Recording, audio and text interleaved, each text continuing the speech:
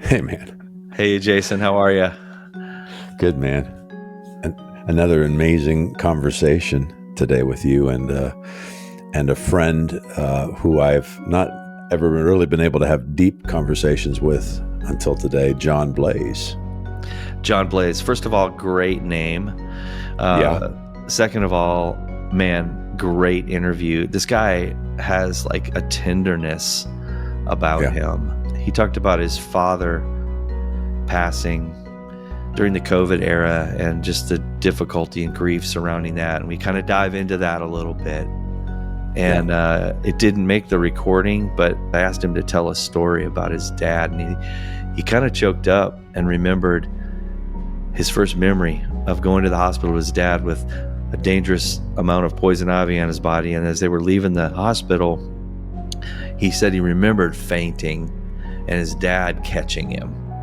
Yeah. And of course, man, that the analogy and the metaphor in that really is a part of this podcast. I think our audience is going to feel like they got caught by the Father in this interview that we have with John. Yeah, that particular story didn't make it into the podcast. It was a conversation we had afterwards, but he does share about the passing of his father in the last couple of years and how he's navigated grief, and he speaks about it candidly.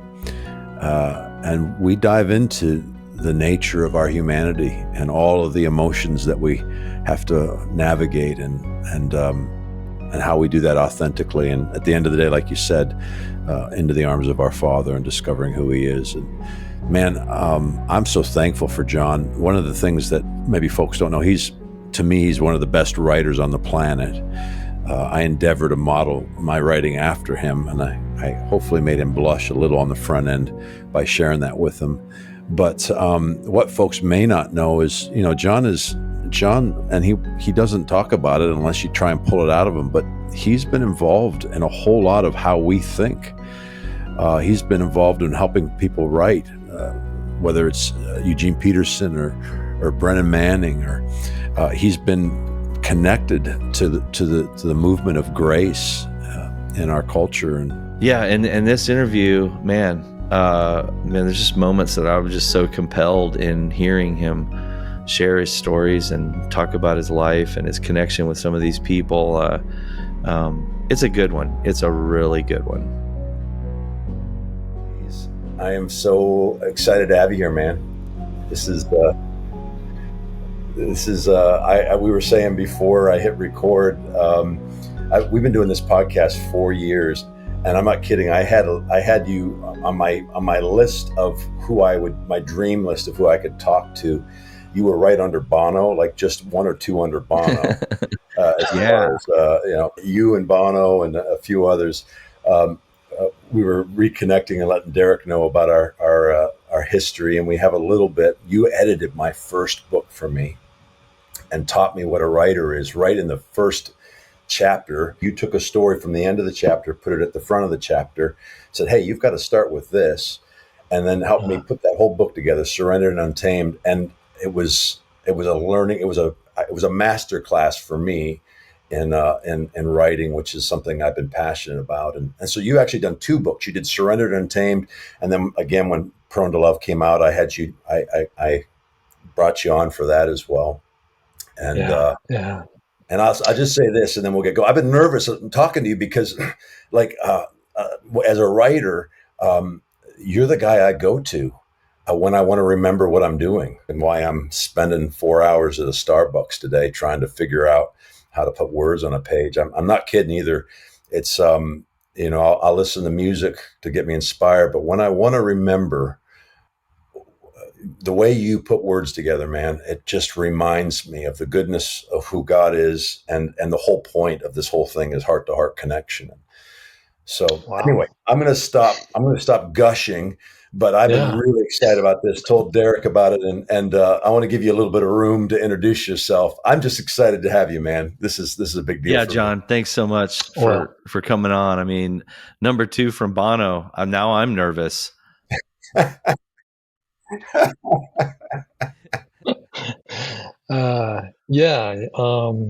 don't know if you can tell that I'm blushing or not, but I think I am. So But you know what? I think there ought to be people who can still blush in our That's day and good. age. That's kind of a lost virtue, in my opinion. But yeah, I'm super thankful for the opportunity to visit with you all. And I remember those projects fondly, Jason. You thought I was bringing some masterful thing, but man, I was learning right alongside you. So um, we That's kind. followed our noses, and I think we've got some good books though that came out of those experiences. So um, yeah, that's if you want to start tracing the goodness of God, that those are 2 points along the spectrum there. Yeah, sure Yeah. are. Yeah. I Yeah. love your email when we were going back and forth to have you come on, the way you phrased it, because that's what we do, right? On Rethinking God with Tacos, we'll get there. Is the idea is that Derek and I love to have a better thought about the nature of God than we had yesterday. I mean, that's the Yeah. simple way of, and he's that good. And your response to me was, you'll be ready to talk about the goodness of God and also the goodness of God. So I appreciate that, man. Share a little bit. You were in Colorado, but you're not there anymore. If I recall, you. No, we lived in Colorado almost 20 years. Yeah, Um, and in fact, Colorado was essentially our kids' childhood from, grade school um, of any sort up until they all graduated from high school there. So that was this golden time in our lives, man, when we lived along Colorado's Front Range. But a couple years ago, 2021, my dad died. yeah, And we thought we would probably return at some point to Arkansas, all of our families here. But yeah, that was the domino that made that decision happen a little bit faster. So we have relocated to Hot Springs, Arkansas. I was telling Derek, and it's Colorado is not Arkansas. It's different, man. So and we're back really in the lap of family. that's good. We were 20 hours away, which uh, had its negatives, but also had its positives. Sure. Just due to distance, you can't attend every birthday, and you can't be. But now we're here, and those dynamics change. So we're learning slowly what that means to come home. Yeah. we we're surrounded by family, and so I say, yeah, every weekend there's a birthday, Yeah. Yeah. um, Yeah. which is a beautiful thing. But it's it can there could 20, 30 of us. It depends on what's happening, right? So Yeah. But it's good. And my wife's sister and her family live in the town that we're in. We're about 90 minutes from my mom, which is, I'm not in her lap, but I could be there quickly if I needed to. Um, so yeah, we're out here on the outskirts of this little tourist lake retirement village town, and we're figuring out what life is in our 50s and marriage is in our 50s and right. what parenting looks like in the second half of life. Yeah. Um, I wake up each day and say, "Okay, let's do this again." So, yeah, We we just had our oldest just got married, and last night I was at their house at 9:30 at night, helping hang shelves. And then my dad dropped by this morning, and I was chuckling with him because this is a new way to connect. It's my first son-in-law, my first addition to the family. And yeah, so I was reminiscing with him of like all the times he's come over and hung shelves for my sisters, or for my sister or my brother, and all the family dynamics. John, you've probably impacted the way folks think uh, about the nature of God and our created value in ways that probably people don't know. You've had your finger on a whole lot of books. You've been involved in a lot of books. You've worked with a lot of folks, yeah, and yeah. and maybe folks don't even know. But I would love for you to share a little bit about what you do. And I'm also curious as a writer. I know you've written with people, but I'm curious if you've written for people as well. But share a little bit about about what you do? Yeah. After about, I guess, 15 years, almost that entire time that we were in Colorado, I was in what we would call formal publishing, as an acquisitions editor and also as an editor. So prior to that, I was in pastoral work. You know, Yeah. doing the thing, man, preaching 3-4 times a week and visiting the sick and blessing babies and speaking good words over the dead.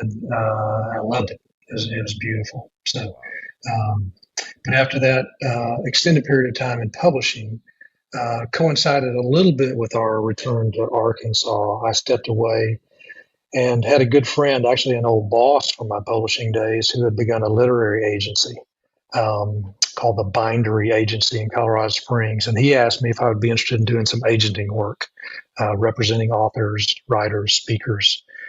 And I had done almost everything an agent does up to that point, except formally pitching to publishers. So I said, how about if we kind of do a trial basis here, about 6 months? And so I have stuck my toes slowly into the agenting waters and have a handful of clients. I'm trying to really keep that part-time, but that comprises a lot of my time these days. I also work part-time at UPS. I'm an early morning loader. I'm making sure that you get your scented candles and your felt chore coat on time. Awesome. I'm doing that primarily if any of the self-employed folks are listening. Health insurance is a huge deal, especially as you age, and UPS has incredible benefits. So that's why I'm there to do that. But then I'm also continuing to freelance write, edit, consult, ghostwrite, in addition to some of my own writing. So I've got a lot of part-time aspects to my life. Fingers crossed that they all add up to a full-time life.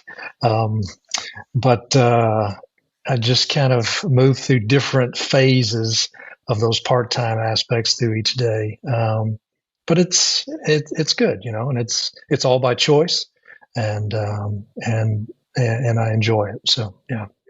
Hey, John. First of all, sorry about your father. How are you doing since his passing? Well, thank you, Derek. Dad died. I refer to that time. He was a victim, a casualty of the COVID wars. Okay. And if you recall those scenes that we all saw on TV of, people talking through windows or, placing hands up against hospital panes of glass, that was our experience. And it was hard. He was shuttled away to an emergency room, and we didn't see him for 2 weeks, and then he got pneumonia and died. So, man, so sorry. So that was tough. Yeah, that was really tough. And if you're talking, and as we mentioned earlier, talking about the goodness of God, I don't know if you noticed in the email that I sent back to you, that last phrase, I didn't repeat the goodness of God. I said the GODness of God. Because even in my mid 50s, Derek, I have a tendency to think about the goodness of God as things go on my way. Right. The winner script, if that's unfolding, then man, God is good, like that, all the time, or whatever that crazy phrase is, more accurately, I have discovered, and am growing into that discovery even, God is God all the time. And the question is, do I have the ability to be open and curious and humble to whatever happens in that, even tragic things like the death of a beloved father that, you didn't get to say goodbye to, that kind of a thing. Yeah.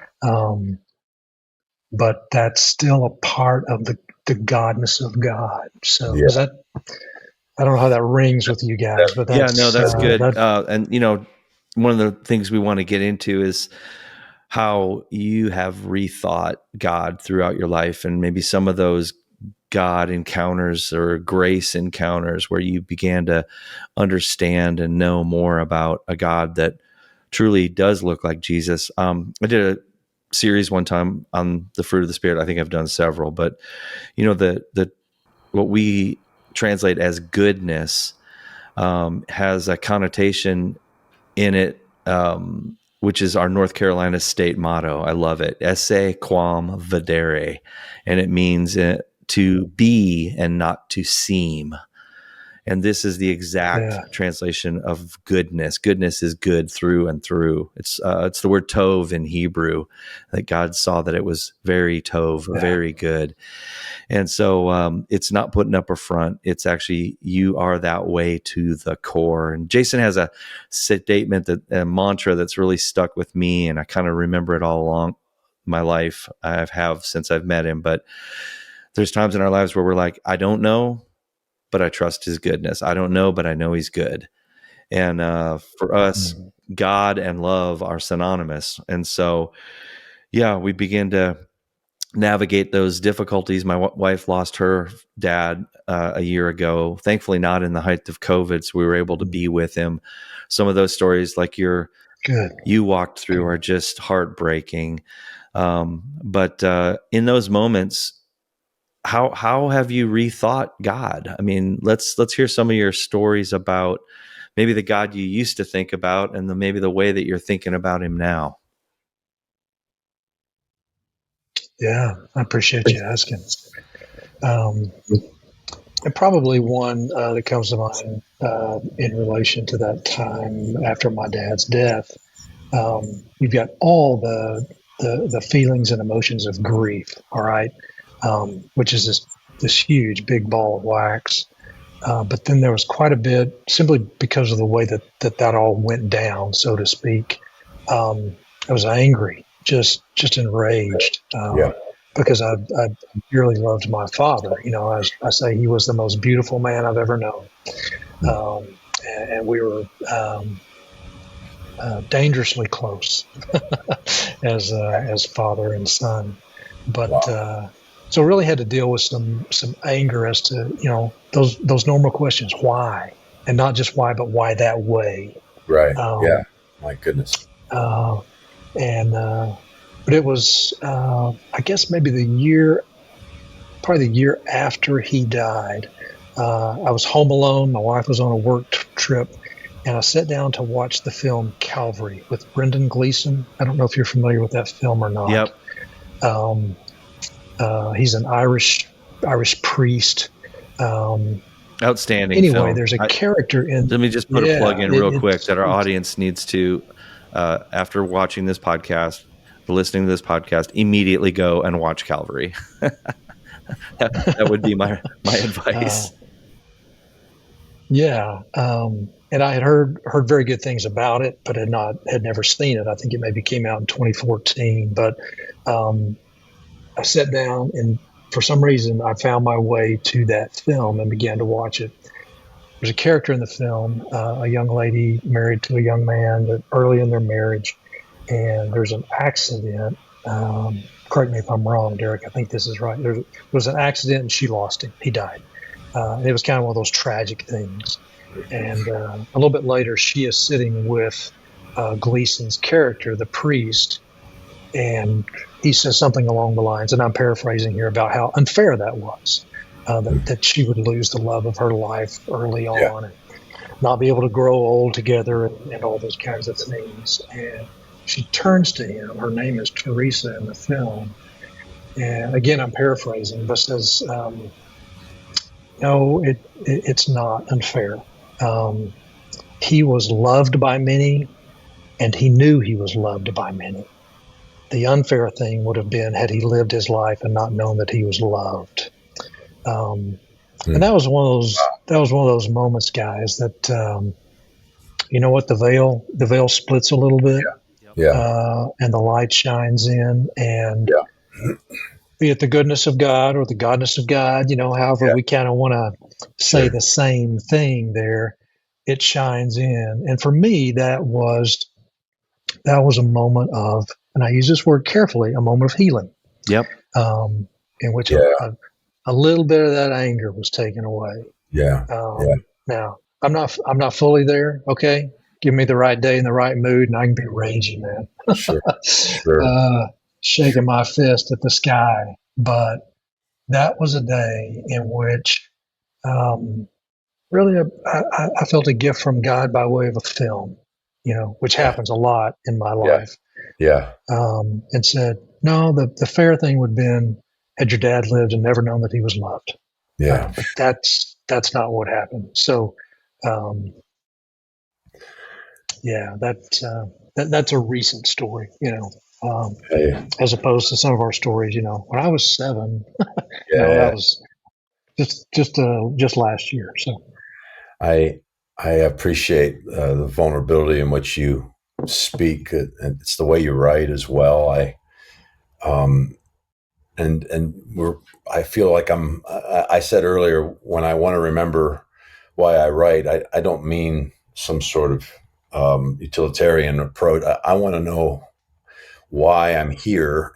I read what you write because there's such a value for connection and heart to heart connection with our brothers and sisters and with our Heavenly Father, but such a vulnerable way that you do it. You're able to navigate grief. I was reading this. I've spent a lot of hours on your page reading poetry because it really grabs me. But My Father Who Is in Heaven was a poem that you wrote, and it took me a half a second to realize you were right. You were actually speaking to your father, and processing through it, and the way that you wrote that poem it reminded me of a conversation that I'd be having with my Heavenly Father, just very conversational, very much meandering down these paths. You found yourself processing glory in a way that that was brilliant. I'm going to read a little bit of it, if that's okay. Sure. As you're processing through this grief with this, that such prayer siphons off glory earmarked for God, as if God is in a car and glory is God's gas, as if God's low fuel light might come on and God might get nervous. I love that. I can see myself interacting with God this way. And then you would go on to say, maybe it's not, you're talking about to your father, you say, maybe it's not contaminated like it is down here. Maybe grief where you are is pure, and as such burns cleaner and brighter, more efficient. Maybe. I love you, Dad. Talk to you soon. Amen. And I got emotional while I was reading through that, because it was such a vulnerable expression of your relationship with your dad, but also I could feel you talking to Heavenly Father like he was a part of this conversation. Yeah. And that you were inviting us into this, and this is where I'd love you to speak to it, inviting us into this grace, into this, when I've railed at the sky, when I've railed at God, we've got to, I think if you've lived to be 50, I'm almost 50, there's some things I can point to, some devastating moments in my life, where I'll find myself just enraged and crying out.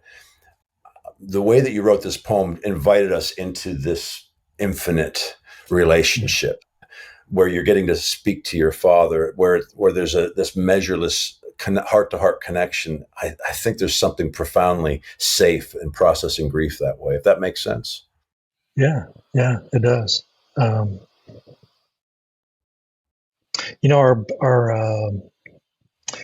Derek Jason knows this, but I grew up firstborn son of a Southern Baptist preacher.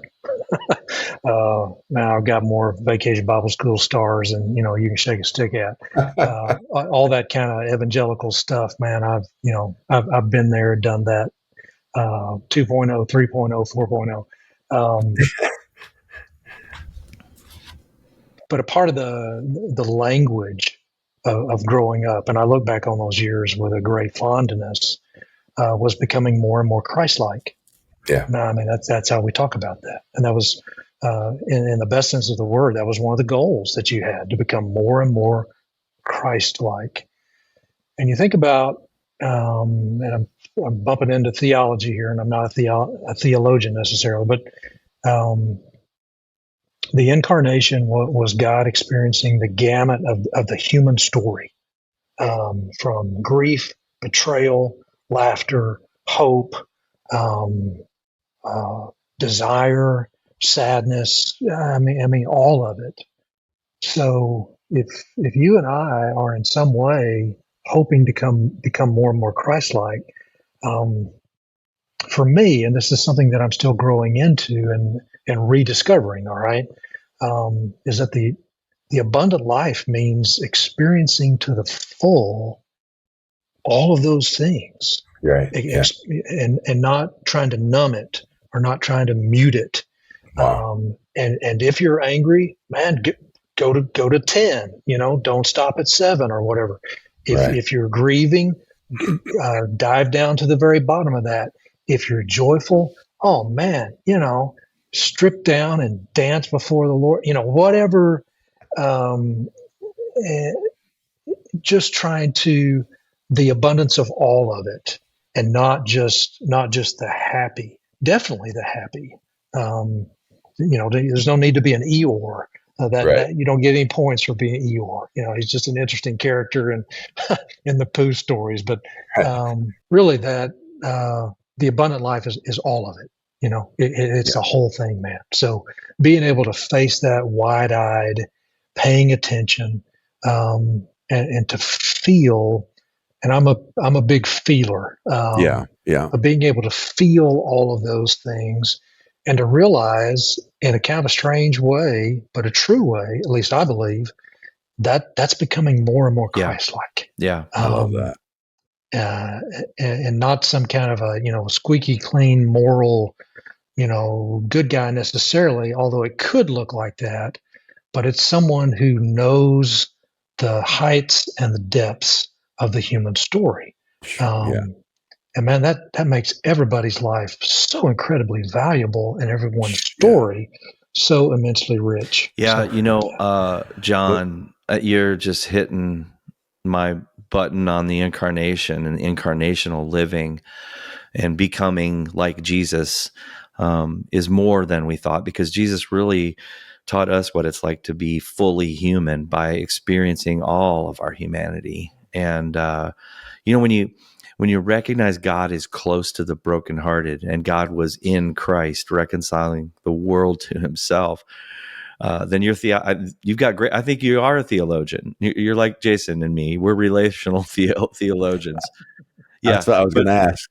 I was going to ask what you thought of that phrase. But I know that in times of being with people in severe grief, and not having answers, not having formulas, but just being together, you sense the presence of God on a very, very deep scale of him holding them in that grief. My wife's been through a whole 1 year grieving process with her father, and we've navigated that together. And it's hard, but it's beautiful. And I think that's the juxtaposition of, this God that became one of us to rescue all of us. He knows what it's like to be you. And I think we begin to experience him on a very, very deep level. And we know the depths of his love and the heights and joys of his love. We start accessing the whole range, especially when we are in the lives of others. Hey, I'm a firstborn pastor's kid here too. And so we could probably talk a lot on those things, but being really and truly human. I love your take on Jesus's statement in John 10:10. The abundant life is all of it. It's experiencing the whole gamut of what it means to be human. And I would just encourage people to lean in, like you said. Don't try and let religion tell you have to fake it. Go at God with all that you can give him, because he can handle it. Because he's been you. He knows what it's like to be you. But thanks for sharing that. I mean, I love the Eeyore example, because the opposite is true. No one can be a Tigger all the time. I don't want to be around Tigger all the time. It's going to drive me nuts. I'm Tigger in the morning, and my kids hate it. They hate it.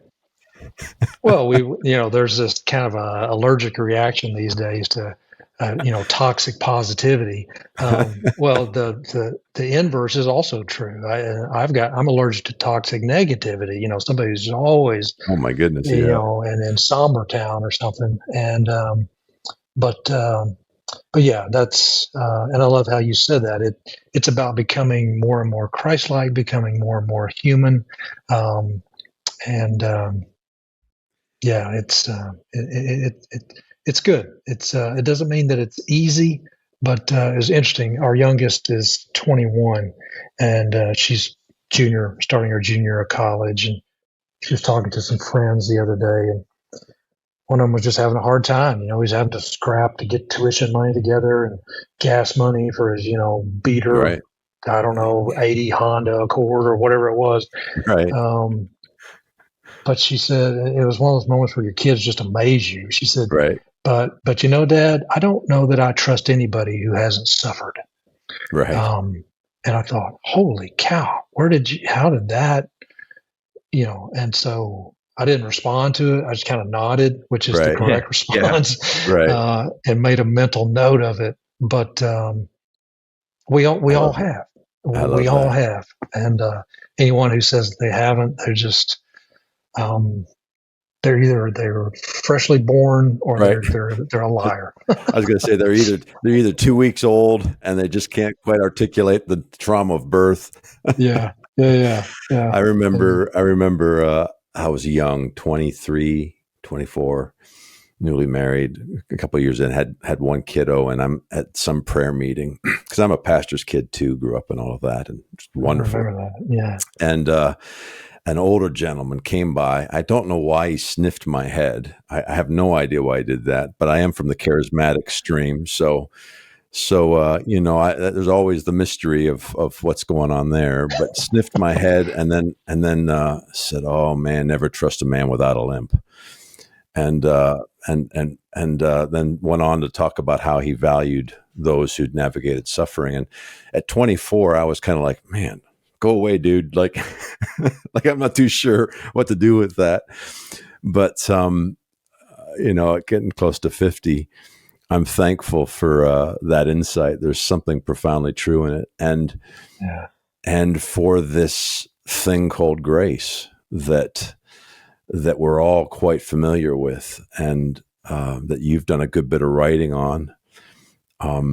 We had someone on the other day, and our podcast tends to really resonate with folks who maybe did grow up in the church and maybe grew up with a whole lot of beautiful things, but also this possibly angry or retributive God, and have been rediscovering who Christ truly is through the lens of reconciliation, and so there's a lot of rethinking. Some folks might use the word deconstruct, and I don't get a say in the language, so I go embrace that, and we say if we're going to deconstruct, let's find the cornerstone.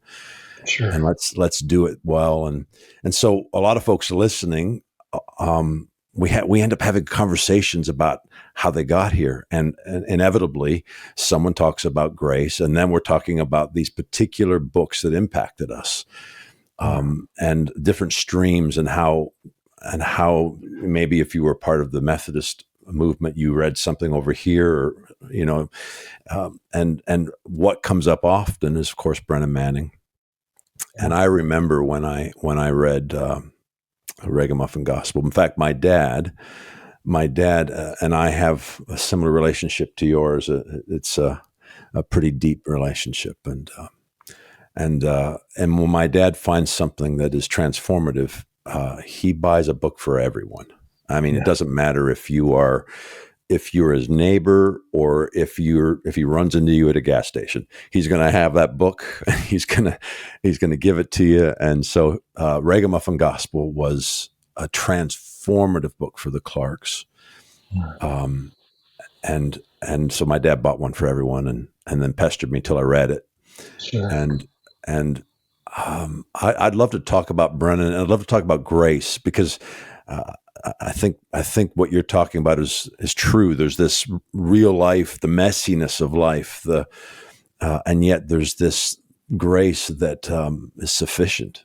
Paul talks about 3 times he's prayed. When I read that, I'm blown away. He's referencing a thorn in his flesh and whatever the theologians say, whether it's his eyesight or something else. 3 times I've prayed, and then he remembers, oh, your grace is sufficient. And then he goes on to say this profound statement that for me when I saw it, it flipped a lot of things. He says, when I'm weak, I am strong. I grew up singing, when I am weak, he is strong. And that's true. And it's a beautiful thing to know. But there's also this thing in grace that says, when I'm weak, I'm strong. And I'd love for you to share a little bit about that. I know in your bio, one of the things about you is that you put all your eggs in the basket of grace. You referenced that. So share a little bit about that, and maybe a little bit about your connection with Brennan, because I know you helped write the memoir. I did, yeah. I'll jump to Brennan, and that will inevitably entail some talking about grace in it as well. So, okay. I'd read Ragamuffin, as a young adult, and it did not have the transformative effect on me that it did on so many. Okay. I thought it was okay. Sure. But I didn't think I wasn't blown away by it. Right. But years later, and Brendan was getting ready to do his memoir, and the story goes that he had a writer, and they got crossways, and that writer was let go of the project. They were about maybe a fourth of the way into the work. There's this guy named John Blase standing over to the side. And I raised my hand and got auditioned, so to speak, and got the job. And that's how I stepped into Brennan's life. Wow. And was able to work with him. And the funny thing about that is that I knew Brennan when he was really the ragamuffin. Not to say that he wasn't before, but man, when Brennan was at the height of his powers, he was a force. I mean, smart, articulate. He was charming, witty. He was that old school flirt, that flirted with everybody in the room. Right, it wasn't just the ladies or something. Right. Just a charmer. Now, a lot of that's tied to the fact that he was an alcoholic. Right. Right. But all of that had been stripped away, stolen away, taken away when I entered into his life. And so that little ragamuffin with nothing to bring, but me and my drum, pa-rum-pa-pum-pum, that was Brennan Manning. Wow. And that's where our friendship began. So it was an interesting experience because he was such a firm believer in grace.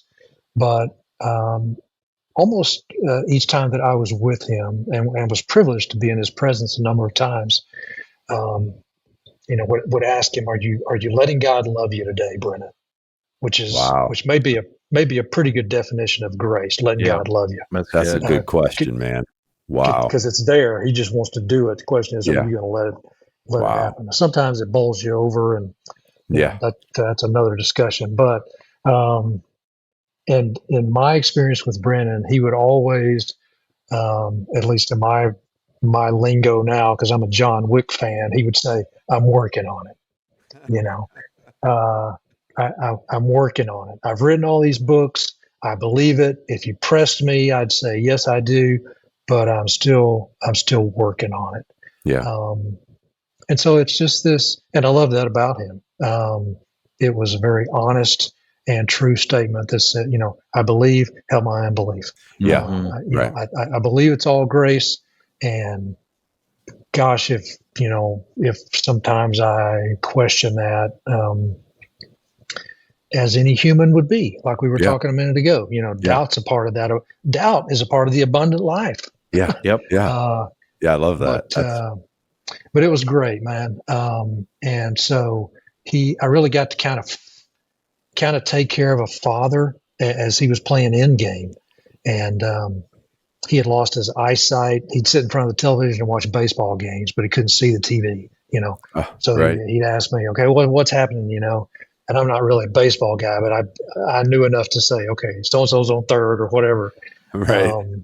But he probably, after my dad, was one of the most influential figures to come along in my life that taught me about grace. Yeah. Right. And like I said, at that point in his life, he really didn't have anything to bring to the table. So he was dependent on any and everyone for, Wow. help to get to the bathroom, to take a bath, to get dressed, and all these things. And I believe when you talk about grace, there has to be room in that discussion for the fact that to experience grace means you're going to be dependent on someone or someone's or on God. So there has to, that self-reliant stuff, you have to show that, Sure. Wow. at least for the moment, because you got to let somebody in. You have to give them access. And Brennan, like you said, he was working on it. He'd do pretty good, and then he'd stonewall me on something, and I'd say, man, come on, but that's how it is. Yeah. I would be writing in his voice. I've written a few. I've done a few memoirs now for someone else, ghostwritten, and so I've got some of that experience, but never with someone who's maybe the authority in the room. So I would imagine you were constantly having to press and navigate that. Yeah, it was a challenge, and Sounds kind of like you thought when I was working with you, I was some kind of a master. I was not, and I was not when I was working with Brennan. We were making it up as we went along, kind of thing. But it's interesting and I worked on the memoir plus a few smaller books that were being republished and repurposed at the time. But there's a small one entitled "The Furious Longing of God." Yeah, I read that. And he on numerous occasions in our relationship time would point to that little book and say, you got it right on that one. And which was a huge compliment to me, kind of an attaboy. So I was really thankful for that. So, but man, I met so many of his friends in that relationship, and his ex-wife named Rosalind. If you ever follow me on social media and you see somebody commenting Rosalind, that's Brennan Manning's ex-wife. Oh, wow. Because we became fast friends, and man, I love Rosalind. And to this day, she follows along, just tries to keep track and keeps following the breadcrumb trail of grace. So. There is no us and them at the cross. There is no insider or outsider at the cross. There is no for or against at the cross. There is no hierarchical thinking, no dualism at the cross. There is greater love, reconciling the world to himself at the cross. And I saw the veil be torn,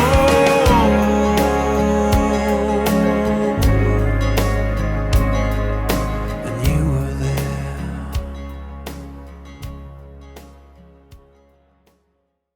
Are you letting God love you today? That is a good question. Yeah, that's huge. And I think that's the furious longing, right? I mean, my goodness. Hey, John, a couple of thoughts, but I think maybe for our listeners to know that the reality of that statement maps with something Paul said in Philippians 3:13. He said, hey, I haven't arrived yet. I've definitely not arrived. And this is in a jail in the Philippian, and he's writing the letter to the Philippian church, and he's in jail, and he says, haven't arrived yet. And he's towards the end of his life. It's like, okay, if the apostle Paul hasn't arrived yet, none of us will ever arrive. But he said, this one thing I do, forgetting those things that are behind, pressing forward to what lies ahead. And I had a pastor in Vancouver, British Columbia, tell me one time, said, Derek, you'll never press forward if you don't let go of the past.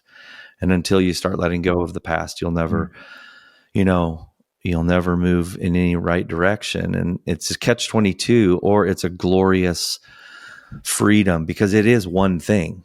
They're both combined. It's both and. You got to let go and you got to press forward. And you're either stuck in a moment. And so I kind of want to maybe speak to our audience today with what you're bringing, is that this life of grace it's all the time. It never quits. You're going to have to be depending on someone all the time, or you're going to be stuck with your own ways and initiatives. And, to me, Jesus plus nothing equals everything, and he is grace personified. So maybe just that was encouraging to me, hearing you say that, even about Brennan Manning and his life. But I want to ask you this question: in your opinion, when he told you what you got right in that book, what was it? What'd you get right? Talk a little bit about that. The Furious Longing of God is a good book. I really heard him saying, Derek, that I got the voice right. That if he had all his faculties and had written that book, that it would have sounded, and that's always your goal as a ghostwriter or something like that. You want the book. Even when I was working on your stuff, Jason, I bring my own stuff. It's impossible for me not to, but at the end of the day, I wanted people to read your book and say, gosh, that sounds like Jason. Well, I think for him, he was saying if somebody of his friends would have read that, they would have said, oh, it sounds like Brennan, although they knew that I was, in some sense, the scribe on the whole thing. So that doesn't always happen, but when it does, you just step back and say, thank you. There's a quote in Prone to Love. Is it Open Range? Is that the film with Duvall? Yeah. And it's your quote. You captured what I was saying, and you put that quote in there, and I loved it. And I hadn't seen the movie yet, so I went and watched the movie, and then kept the quote. I was like, "Oh my gosh, yeah, that is really good." I know that feeling of. Go ahead. Yeah. You ask about grace, though, and I'll just say this one other thing. I just finished up a writing project. I can't tell you too much about it because it's still kind of on the secretive side, but a very notable figure who crashed and burned, pastoral guy, just imploded his life. And initially in the book, we use that phrase, fall from grace, which is how we talk about, people like that. I wonder sometimes what the common non-church person thinks when they hear that phrase, but that's another question and another discussion. But as we move through the book, the whole thing changed, because instead of a fall from grace, we framed it as he actually fell into grace. Wow. Yeah. As opposed to being something at the top of the ladder, no, it's something that's at the very bottom, man. And you fall into that, and you realize the immensity of it, the depth of it, the beauty of it. If it was something up on the top shelf, then we've already lost the thread. So, but I love the way that, and it was this guy's take on that. I love the way he phrased that because I feel like it's true. Yeah. And the ease of grace for me, growing up where we were practicing often the religion of separation, and in that context, then you're doing a whole lot of sin counting. And of course, God's in Christ reconciling the world to himself, not counting sins. So that's not what he does. But boy, you find yourself sin counting, and then you apply grace as though it's a Band-Aid or some sort of saving process, and then you have to balance it because we're still doing sin. And for me, the journey of grace has been, I think what you said, I love that. Are you letting him love you today? There's a surrender to his affection, to his love, to the reconciling nature of what took place at the cross, and an ease that doesn't have to be balanced. If you're in grace, you're living empowered in righteousness anyway. You're living like you're not playing a sin counting game anymore. I know I'm in grace when there's rest and peace, regardless of what's taken place around me. When I'm convinced in his affection, that's grace to me. Oh, I'm convinced today in this moment, I sense his love. I sense his pleasure. I sense his goodness. Oh, that's grace. I had this call with a bunch of folks beginning of this week on a Zoom call, and we were talking about just about the ability to sleep in the boat during a storm, and the idea that that it's not about calming storms, it's about discovering his pleasure. And I talked about how this is my son whom I love, with him I'm well pleased, and how we theologically can get this is my son whom I love. We get all of that, and to some extent we're always aware of that. But man, when we can discover his pleasure, and we camped out there in the conversation, I'm like, man, when I am aware of his pleasure, when I'm letting him love me and all of his goodness, wherever I am, what you're talking about, whether I'm raging or I'm in grief or wherever I am, when I'm letting him love me, oh, grace. Suddenly there's a storm, and it's not even about common storms. It's about resting.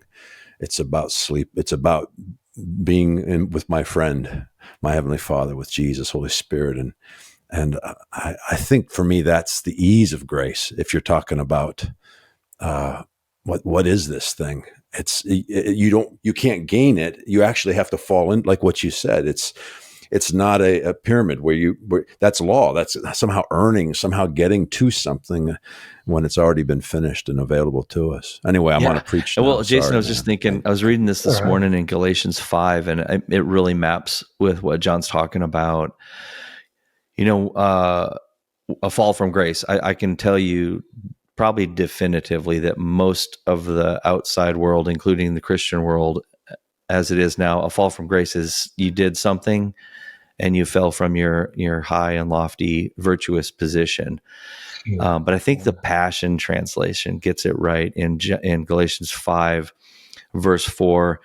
It says, if you want to be made right with God by fulfilling the obligations of the law, you have cut off more than your flesh. You have cut yourselves off from Christ. And here's the key.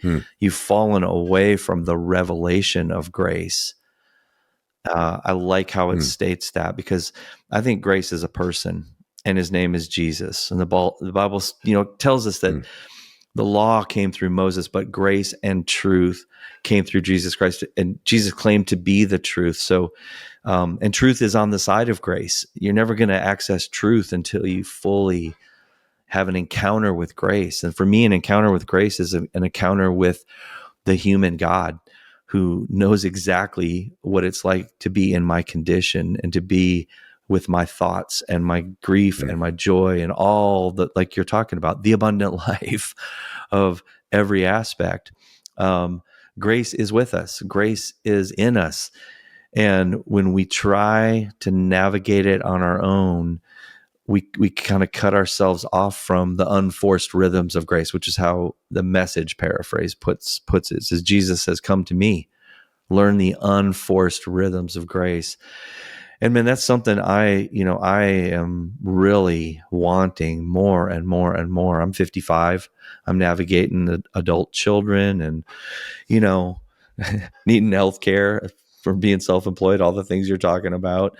But, but really this grace, when you assign it as I'm walking with a person, as opposed to I'm relying on a principle, that's where it shifts for me.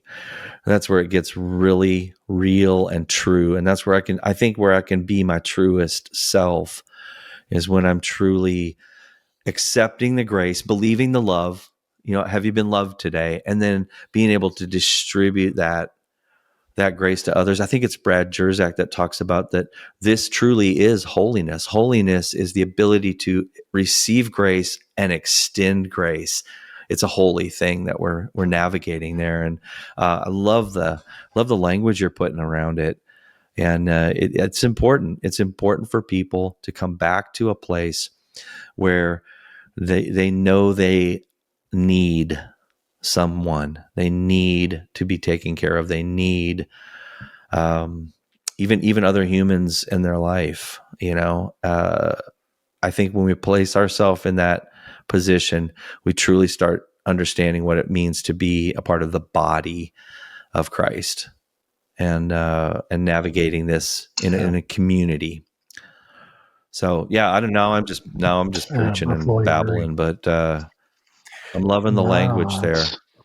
You gave a nod to the message there. I had the privilege also of working with Eugene Peterson on some things, and I know you had Wynn Collier on, and he got to talk about his book in relationship with Eugene. But Eugene was another person, much different than Brennan Manning, but very much the same message. And that, I think Eugene's phrase was "grace is everywhere." Brennan's was all his grace. Eugene's was grace is everywhere. 6 1 half a dozen of the others, because it's the kind of thing. But Eugene brought that kind of peacefulness in his demeanor and his stature and his presence. Like I said, Brennan was, in the best sense of the word, kind of flirty in a room. Eugene, you'd kind of have to, you'd have to crack that nut to get him to even, talk to you almost, because he was the quiet guy in the corner. But very much both just inheritors of grace, debtors to grace, if you will. Just beautiful men, and was privileged to be a part of their lives. So I was going to say this, John, folks may not realize, but I'm so thankful for you, because you really, you have touched on a lot of folks who've impacted how we think today, how we believe today, and your voice. I think even how you helped me write.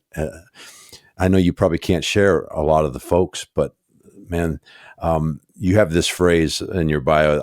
I was like highlighting your bio, going, I got to redo my bio. But why you're a storyteller who is unlike a historian must follow the trail of compassion wherever it leadeth. And I feel that the ability to follow the story and the story of compassion. I'm grateful, man, that you do this. The impact that you've had in my life in ways I may not even know. And I think of a lot of folks listening that you've had a great impact in lives, and they may not necessarily even know you had your fingerprints on something. But can you talk a little bit about Jubilee and some of your work, some of your poetry? Yeah. I turned 50 and wanted to do something to mark that time, mark the beginning of that season of my life. And I could have gotten the full phoenix back tattoo like Ben Affleck, Yeah, that's a mistake, by the way. Total mistake. Should have done that. Or I could, self-publish a collection of poems. And so I chose the latter. And it's something I've wanted to do for some time. Yeah. And I'm not a techie, wouldn't even really call myself entrepreneurial very much, but I was able to figure out the self-publishing thing with a little help from my friends. And I had a number of poems, I believe in excess of 100. Yeah. And I invited my mother into that experience and said, would you help me pare these down to 50? I'll give you, Mom, a voice in this. And of course, she nixed all of them that had any profanity in them, as your mother is wont to do. And but it was funny because we really came up. I said, you pick 50 and I'll pick 50, and then we'll compare and contrast. And we just about came up with the same ones.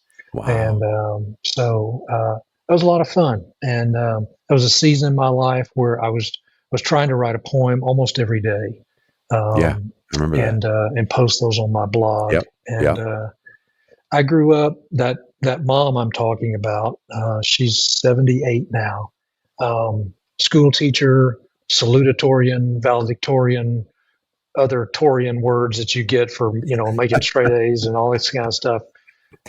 So we grew up in that kind of a household in which, on an educational level, man, perfection was the deal. So that whole exercise in posting a poem a day was trying to get out from under that shadow of perfection. Wow. And whatever the poem was, just hit send. Yeah. And wow. If it was great, great. If it was good, good. If it was a worm burner, then, tomorrow's probably going to come around. You'll get the chance to do that again. But really had a lot of fun. And I would probably, I know at some point you'll ask about influences. The poet Jim Harrison has been a continual influence in my life for a long time. He thought of himself primarily as a poet, even though he was a novelist, short story writer, those things. Yeah. And I would describe myself in that same way, even if I'm writing prose, that there's something about the compression of language, and trying to be brief. It doesn't mean that I don't do long sentences, because I do, and I enjoy that sometimes. But the economy of words is important to a poet, and that's what I strive to do in Jubilee. And at some point, would love to do some more, kind of a second edition of some poems. That's on the list of things to do. So I would recommend it. I've said it already a couple times, but there's such a value for connection and high value for humanity in everything you write. It really is for me. I'll read something, and it's a centering moment. It reminds me again of the joy of being a husband or a dad or a son or a brother or a friend. And as I use the term relational theologian because I am certainly not smart enough to be anything other. But when I read anything you've written in these poems, it reminds me of, well, it brings us back around to the incarnation. The high value of our humanity and our connection one to another. So I absolutely recommend them, man, and I'm thankful. Like I said, I go to read you when I'm looking for. I also read the Bible too, for folks. I'll read that occasionally, once in a while. It's got some pretty good poems. It's got some pretty good poems in it. It's got some good poems in it too. But the thing about poetry, and in many ways, much like the life of faith from a worldly perspective, poetry will make you very little money. Poetry is not flashy and sexy. If it is, then it's not a poem. You've got something else, which is fine. It's just probably not a poem. Right. Poetry won't really help you get ahead in life. In fact, it may screw you. Right. Bankrupt in some hovel somewhere. From the world's eyes, the life of faith is much the same way. It's a loser's script. Because you're trying to give it all away, right? You're trying to die to yourself daily. The only cross I'm going to pick up every day is me. It's not somebody else or some problem. The cross I've got to pick up and carry is my own stinking self. And poetry trucks so close to that. So for me, in a very real sense, the life of faith is a life of poetry. So that's I try to keep a firm foot in that world, and just because it rings so true with me, with just the kind of life that I want to live and that I'm choosing to live. So. Well, and I for one am very thankful that you didn't choose the Phoenix back tattoo. John, we appreciate that because Yeah. And now our listeners know that when you turn 50, those are the only two options. It's either the Phoenix back tattoo, Those are the only options or you're gonna self-publish some poetry, brother. There's no Porsche, there's no midlife Oh my crisis. gosh. It's Yes. Phoenix back tattoo or poetry. You know, I love it. honestly, That's the best. I love the brevity part of poetry. I try to. And this is just a nuanced thing about me that I like to try and use haiku. 5 syllable, 7 syllable, 5 syllable, to really try and capture maybe an emotion or a moment or an event. And it's really hard. But after a while, after you do it for a while, you really begin to whittle away what's just not important. And I think that's a lot of what we're talking about today. We're talking about, our entire life is an exercise in whittling away the things that don't really matter and finding Jesus at the base of everything. To me, that's where I find that, I truly am loved, and that brevity exercise, is so important. I love the way you talk about it. And now I want to dive into some of your poems. So I'm going to go purchase that wherever I can find it. But I also love the. Sorry, John. Did you want to say something?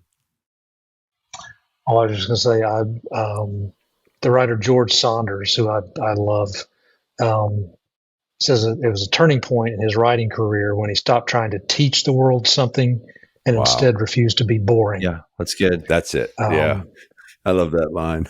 Most of the time when we're wordy and verbose, we're trying to show off.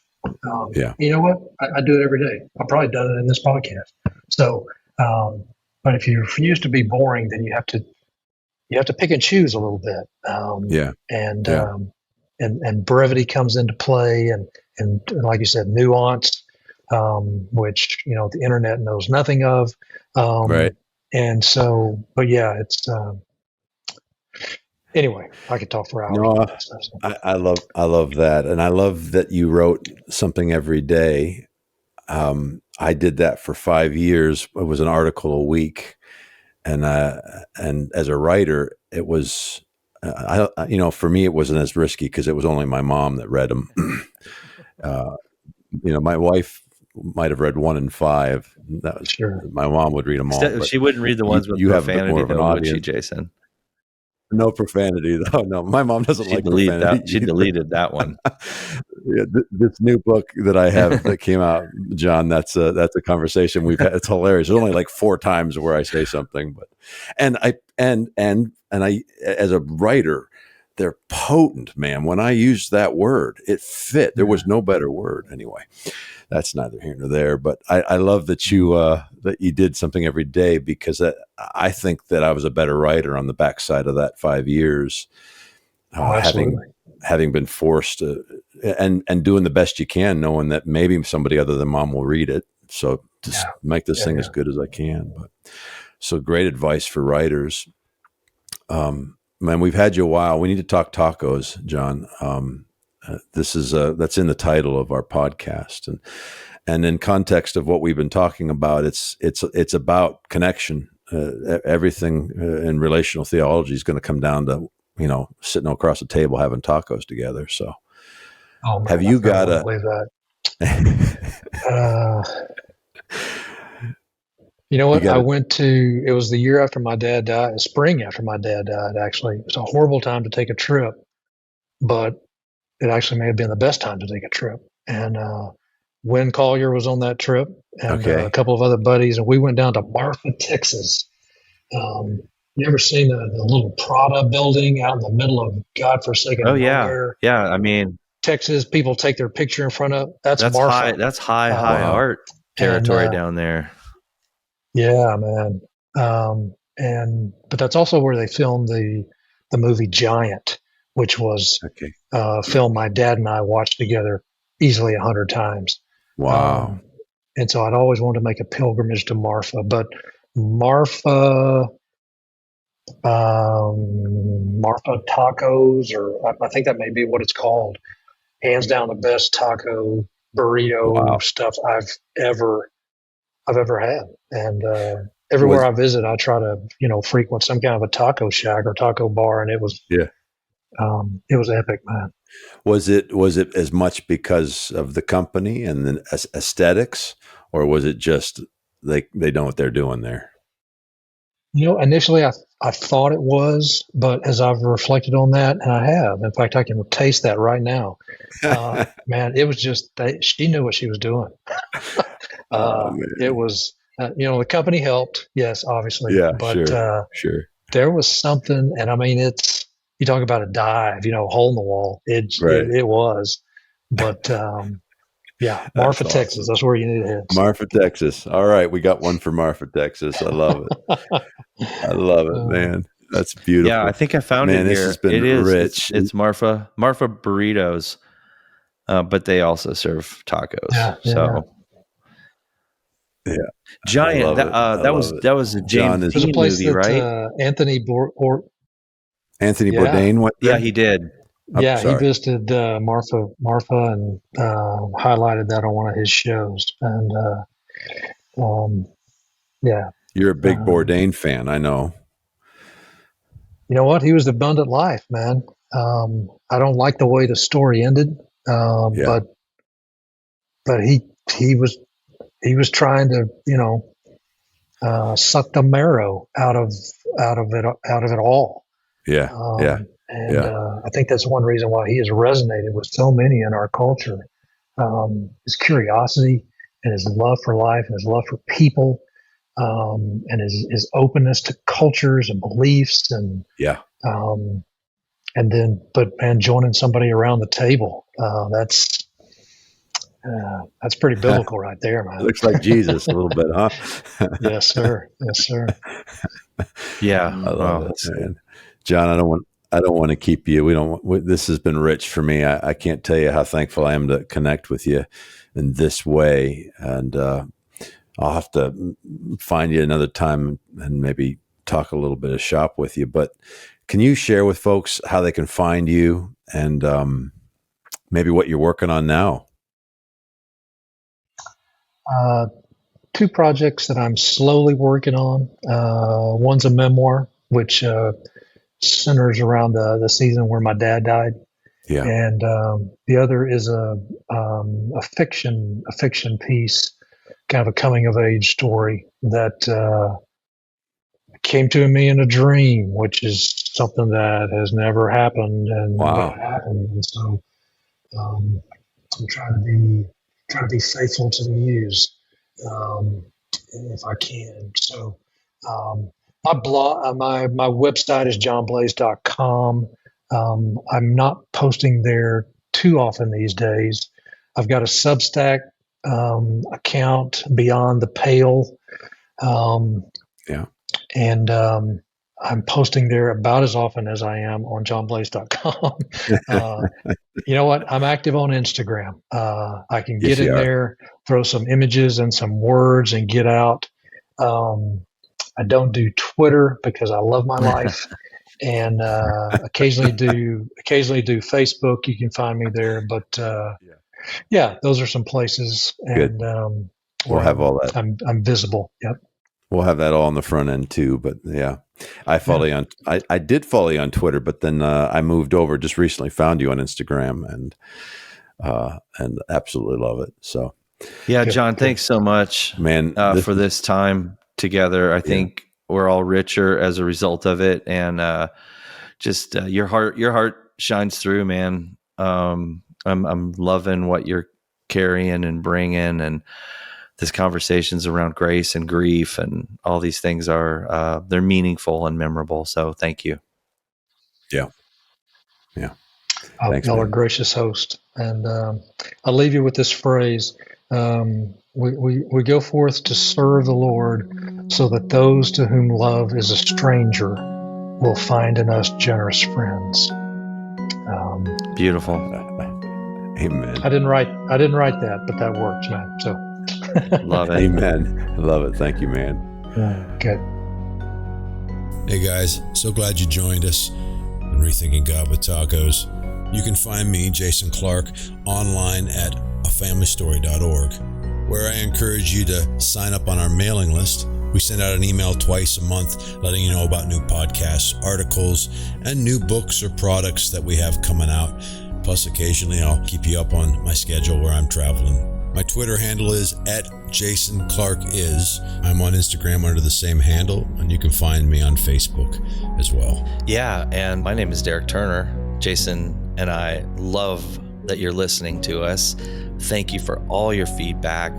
Please write in, let us know what's going on in your life. But we are pursuing a mission to help people rethink God, and we thank you for being a part of it. You can find me at Pastor Derek T on all the socials. And then, of course, I pastor a church here in Charlotte, North Carolina called River Church, rivercharlotte.com. Come and join us. We'd love to have you. Hey, all of these podcasts are available on all the platforms, iTunes, Spotify, Google. Yeah. Hey, make sure and like, share, and throw a review out there. Let people know. We love good reviews on the podcast. It helps people find us. That's right. So if this is a podcast that you enjoy, then please promote it, share it, give it a good 5-star rating. I like that. That's a good idea. Hey, love doing this journey with you. Praying grace and wonder over you today.